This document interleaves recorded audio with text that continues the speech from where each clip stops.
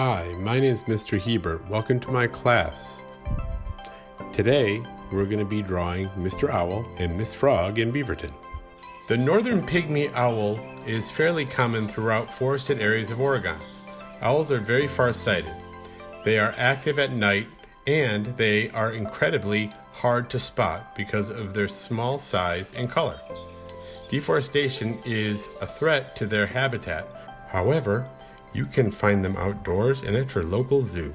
We are also going to be drawing a northern red-legged frog. Here's an interesting fact. Frogs absorb water through their skin so they don't have to drink. There are lots of frogs in Beaverton, so keep an eye out for them when you are out. So today you will need a pencil, a ruler, an eraser, and a paper for the first part of the class. For the second part of the class, you will need a Sharpie, a thin one and a thick one, crayons, a paper, and an optional fork. We're going to use the fork to scrape the wax off the paper. Now look at the top right hand corner. That's what we're going to draw today. So we're going to make the ground the width of the ruler with a straight line. The second step is to create, they're almost like little sections for composition. In the first section, you're going to draw the tree. The holiday tree is just a regular triangle. You can use your ruler for the bottom part. The trunk you can do freehand or with your ruler. And there are decorations like bulbs on the top and each corner of the triangle. In the second section, you're going to draw a moon. You don't have to get it perfect. It just needs to be relatively round.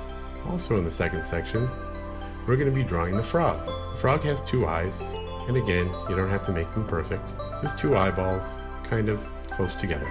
It also has some eyelashes. Then we're going to draw the rest of the head. You can make that kind of like a basket shape with two little round cheeks and its mouth, or it's two V's, one on top of the other. The next part is the body.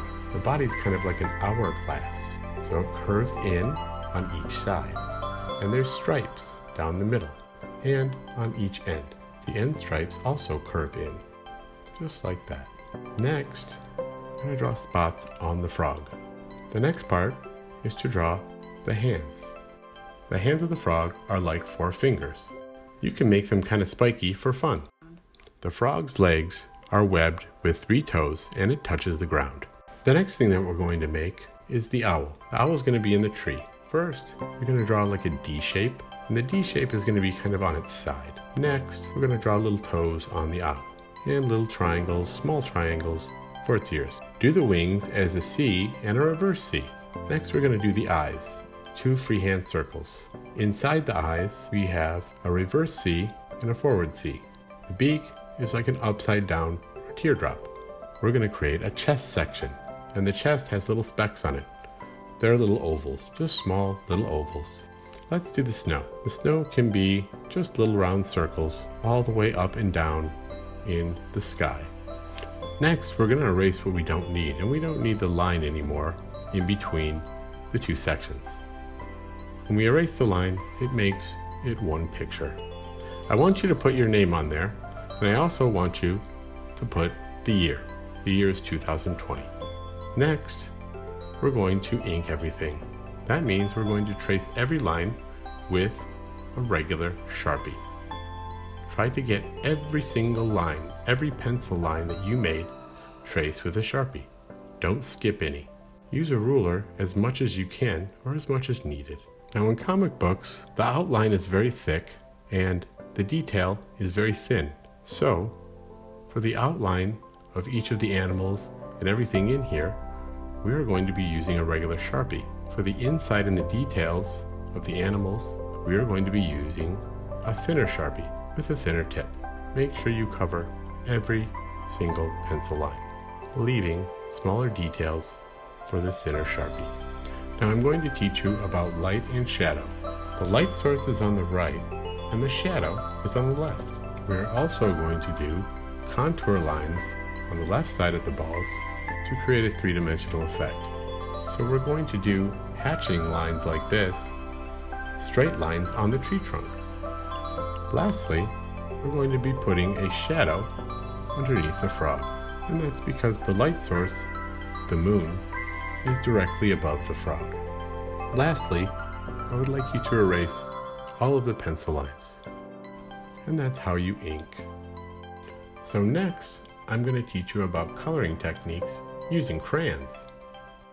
So there are different ways you can use the crayon. You can use the very tip of your crayon or the side of your crayon. One's going to be sharper and one's going to be kind of like a shading. Next, we're going to do pressure. When you start off, you press hard. As you go down, you press lighter and lighter. Less pressure means a lighter color. The next thing we're going to do is strokes. You can do up and down strokes. You can do horizontal strokes, which means back and forth. Or you can kind of do scribble strokes. It looks better if it's intense strokes. The next thing we're going to do is hatching. Hatching is just lines that are right next to each other in one direction. Cross hatching is lines in one direction, but then lines in the other direction, and that makes cross hatching.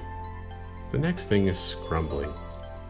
And scrumblings are almost like little loop-de-loop lines. Then textures. Textures, like in a tree, can be drawn and then lightly colored over.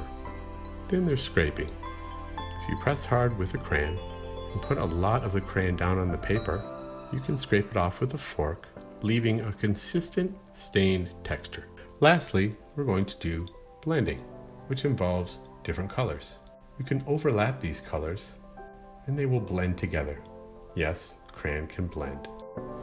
Now that you learned some coloring techniques using crayons, I want you to color the entire thing using crayons in any way you want. Once you finish coloring, you can scrape off the wax if you want. This is how you do it with a fork. Alternatively, you can use another relatively sharp tool. And this is the finished picture. I hope you enjoyed today's class. See you next week.